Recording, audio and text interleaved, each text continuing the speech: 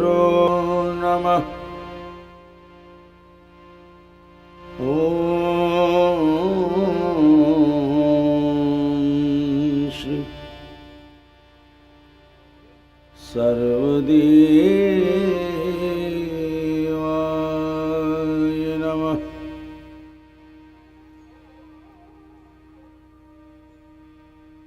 गुरु ब्रह्मा गुरु विष्णु गुरुदेवो महेश्वर गुरु साक्षात् परब्रह्म तस्मै श्री गुरुवे नमः। कृष्णाय वासुदेवाय हरे परमात्मने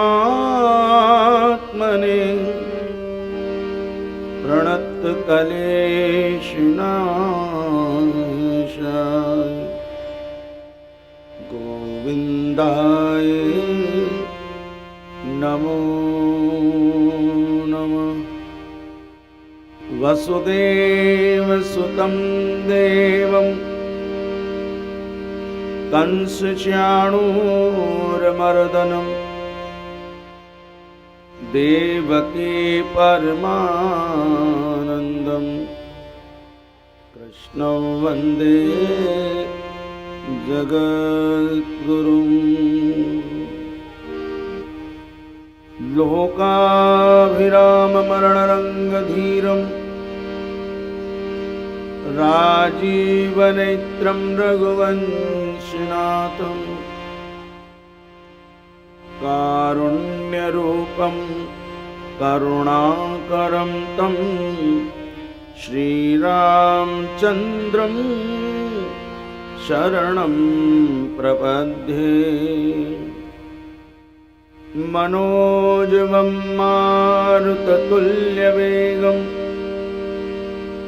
जितेन्द्रियं बुद्धिमतां वरिष्ठं वातात्मजं वानरयूथमुख्यं श्रीरामदूतं शरणं प्रपद्ये। कर्पूरगौरं करुणावतारं संसारसारं भुजगेन्द्रहारं सदा वसन्तं हृदयारविन्दे भवं भवानी सहितं नमामि।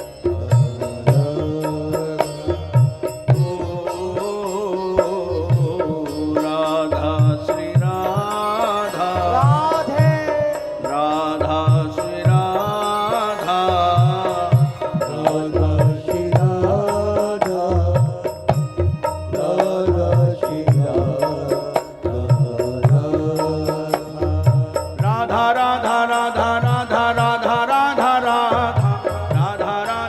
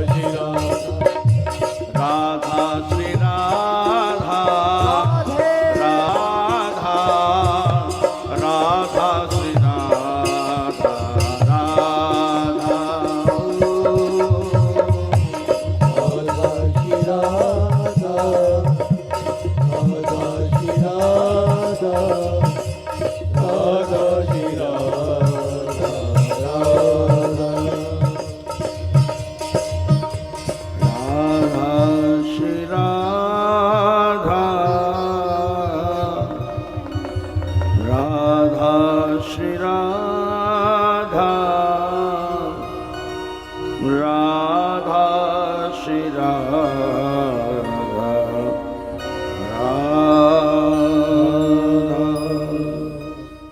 सच्चिदानंद रूपाय विश्वोत्पत्त्यादि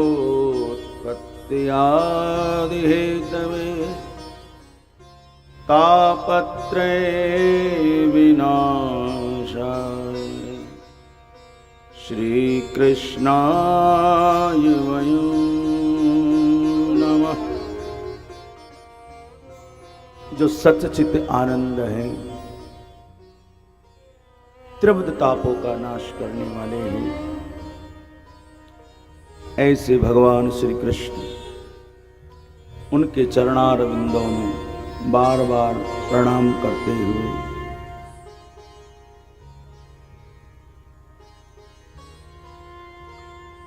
उनकी कृपा शक्ति से उन्हीं का आश्रय लेकर के, और ये उन्हीं की अनुकंपा है, ठाकुर जी की कृपा है, उस कृपा का आश्रय लेकर के हम भगवान की लीलाओं का श्रवण, चिंतन, मनन और साथ साथ उनके नाम का कीर्तन, कथा और कीर्तन का समन्वय, श्रीमद् भागवत जो लीलेंदु है, उस लीला सिंधु की रस धारा से कुछ याद बूंद जो भी प्रभु कृपा करें उसका रसास्वादन करते हुए हम और आप जितने दिन मिल रहे हैं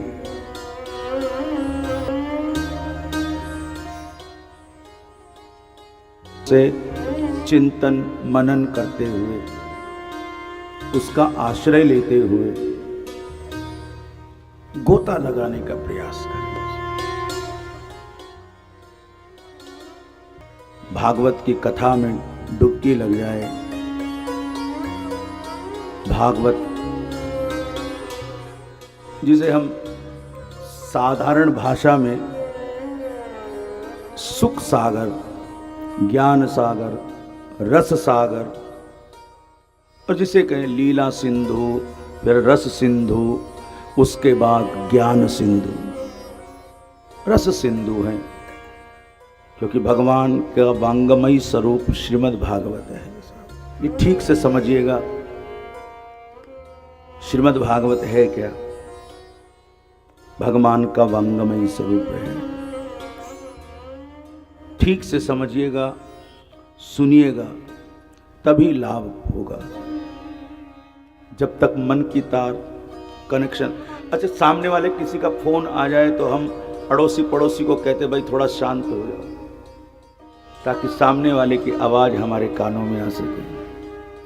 और इससे ज़्यादा कई बार आप लोग कई थिएटर में फिल्म देखने के लिए जाते हैं तो कोई अड़ोसी पड़ोसी का कोई मोबाइल बज जाए तो कुछ, तो हम संकोच नहीं करते, हम कहते भाई साहब आपकी बात हो तो कृपा बाहर कर लीजिएगा। हमारी कंसंट्रेशन न टूटे, जो हम श्रवण करने जा रहे हैं इन तारों को, क्योंकि ये तारें बड़ी नाजुक होती हैं साहब,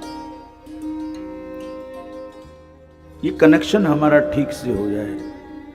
कथा का एक सूत्र भी अगर हमारे जीवन में, हमारे आचरण में आ जाए तो समझिएगा कथा सुनना सार्थक हो गया। ये तो अनंत सागर है, इस रस की एक बूंद भी। अच्छा गंगा जल चाहे 20 लीटर की कैनी भर लो, चाहे जो छोटी सी 10 ग्राम 50 ग्राम की बोतल भर लो, गंगा जल ही है।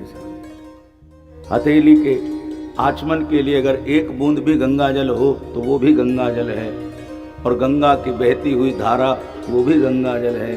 कैन के अंदर चाहे 50 लीटर की हो, 40 लीटर की हो, 20 लीटर की हो, वो भी गंगा जल ही है। तो ऐसे ही इस रस सागर से कोई एक भी सूत्र, याद रखिएगा, ये भगवान का वंगमय स्वरूप है। जहां भगवान की कथा होती है, समस्त देवी देवता वहां विद्यमान रहते हैं, उनका आवाहन किया जाता है, उनको निमंत्रण दिया जाता है कि आइए, अपने अपने आसनों पर बैठिएगा, कथा को श्रवण कीजिएगा साहब।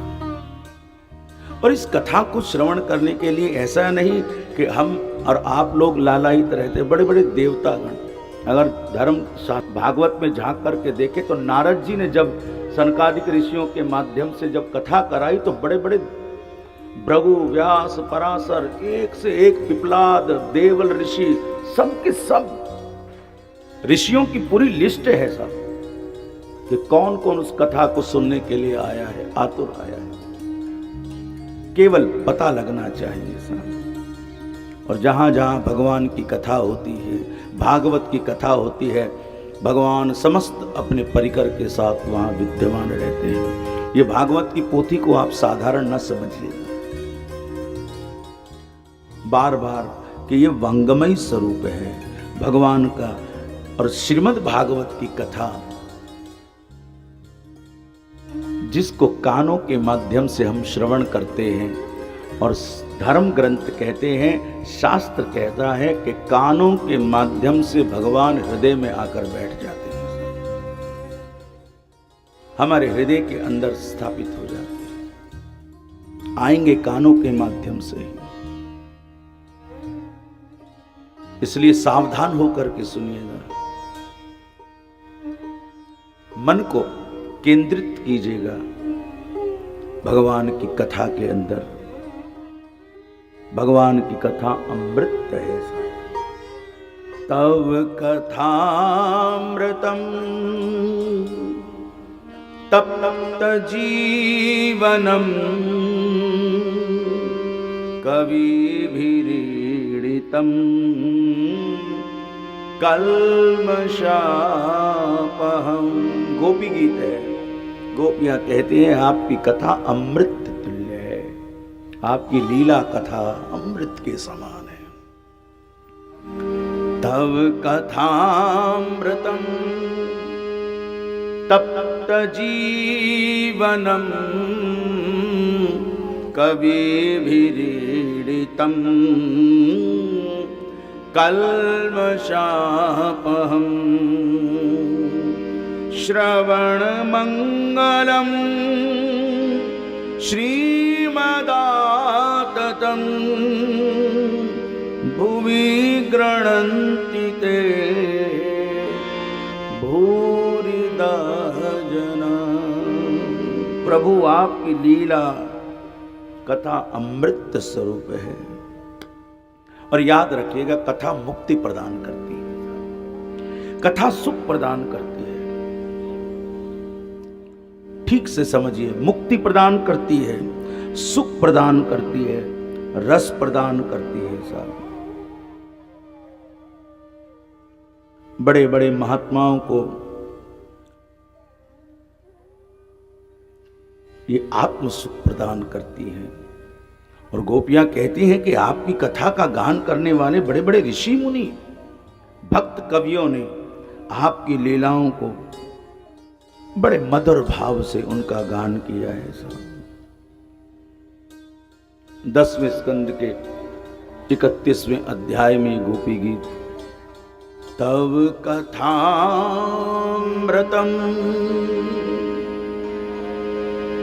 तप्त जीवनम। लेकिन ये कथा सुनाएगा कौन? यहां नवधा भक्ति, प्रथम भक्ति संतन कर संगा, दूसर रति मम कथा प्रसंगा। मेरी कथा में रुचि। कथा श्रवण करते करते भगवान से प्रेम हो जाए,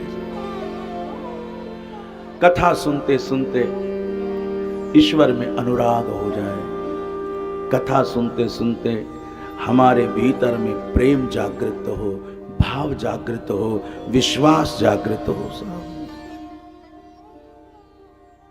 किसी संत महापुरुष को सुन रहा था तो कहते कि अपने जीवन के अंदर आप सदैव विश्वास का संग कीजिएगा साहब, और किसी चीज का नहीं, विश्वास का संग कीजिएगा। 24 घंटे निरंतर आपके भीतर विश्वास का संग होना चाहिए, और जिस दिन विश्वास का संग छूट गया तो समझिएगा आपकी नाव डूब गई मझधार।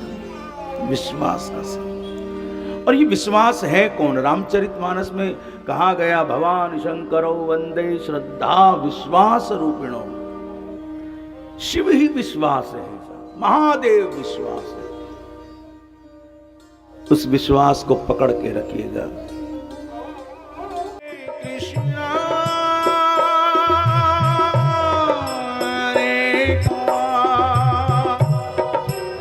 कृष्ण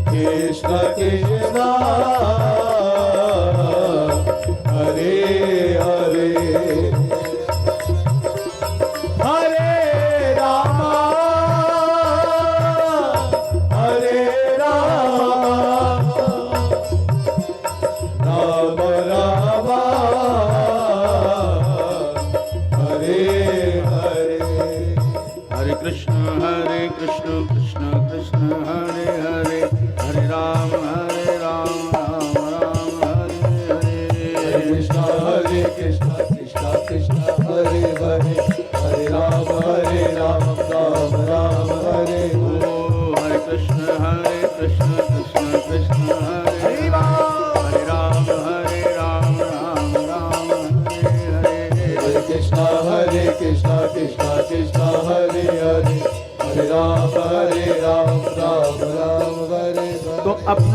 की शुद्धि के लिए, भगवान कृष्ण की प्रसन्नता को प्राप्त करने के लिए भागवत जी का आश्रय लीजिएगा, नाम का आश्रय लीजिएगा।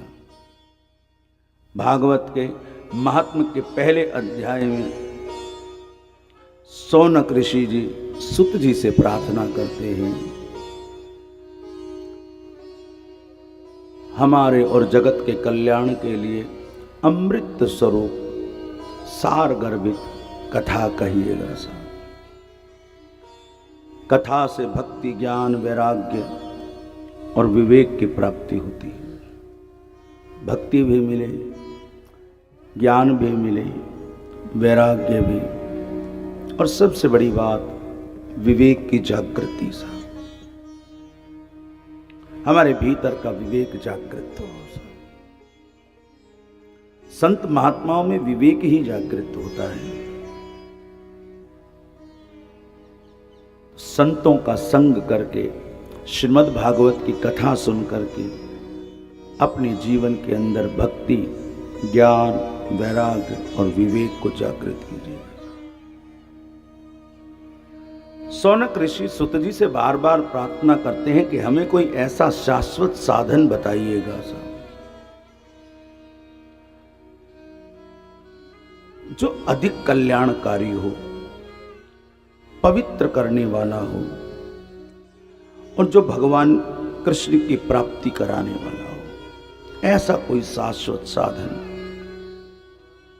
सुत जी ने प्रसन्न चित्त मन के साथ कहा कि श्रीमद् भागवत की कथा मृत्यु के भय को नाश करती है, भक्ति के प्रवाह को बढ़ाती है और श्री कृष्ण की प्रसन्नता का परम कारक ये श्रीमद् भागवत की कथा है। इसलिए कथा को सावधान होकर के सुनो। महात्मा के पहले अध्याय में 10वें श्लोक में सुत जी शौनक ऋषियों को सावधान कर रहे हैं कि सावधान होकर के सुनिएगा साहब। मन को भगवान गोविंद के चरणों के साथ जोड़िएगा साहब, और कथा सुनते सुनते इतने डूब जाइएगा कि ये कथा हमारे मन में, हृदय में आकर के बैठ जाए। पहले मन कथा में बैठ जाए और फिर कथा हृदय में बैठ जाए। बैठना ही बड़ा मुश्किल है। थोड़ी थोड़ी देर में मोबाइल देखेगा, अरे अभी किसी का मैसेज तो नहीं आया, कोई घंटी क्यों नहीं बजी, कहीं सिग्नल ठीक तो है, टावर तो ठीक आ रहे हैं। तो मन कथा के अंदर लगना बड़ा मुश्किल है ऐसा। और एक बार कनेक्शन हो जाए ऐसा, फिर व्यक्ति ऐसा हो जाता है कि जैसे कीचड़ में कमल खिल जाता है। सब लिखते हैं, सब आसपास, हजारों में तन्हाइयों का अनुभव करता हूं, हजारों में तन्हाइयों का अनुभव करता हूं। ऐसी पिलाई मेरे सदगुरु ने, रहता तो संसार में हूं पर संसार से अलग रहता हूं। ऐसी पिलाई सदगुरु ने, ऐसा कुछ अमृत पिला दिया कि जगत में रहते हुए भी जगदीश के साथ रहता। इसलिए कहा कि विश्वास का संग, भले एक सब संग छूट जाए आपके, लेकिन आपके जीवन से कभी विश्वास का संग न छूटे साहब। कथा में मन लग जाए बस। बार बार पहले दिन की कथा में बड़ा, जब कोई पहले दिन की कथा होती है तो उसमें क्रम होता है कि पहले दिन महात्मा की कथा होती है। महात्मा, मैं कहता हूं सबसे पहले मन की कथा हो साहब। मन जुड़ जाए तभी आगे की कथा बात बनेगी साहब। जैसे होता है ना कि लड़का लड़की का पहले देखा देखी हो जाए और बस एक वो हो जाए, सगन रूप में एक टीका हो जाए, तो बस बाकी तो क्रिया फेरे तो सब बात की बातें हैं। लेकिन संबंध जुड़ जाए साहब, संबंध जुड़ जाए, एक बार कनेक्शन जुड़ जाए, एक ठीक से कनेक्शन हो जाए साहब। शंकराचार्य जी महाराज कहते हैं मन ही बंधन का कारण है और मन ही मोक्ष का कारण है साहब। मन अगर कथा में लग गया, मन कथा में टिक गया साहब, तो यही कथा आपकी व्यथा को दूर कर देगी।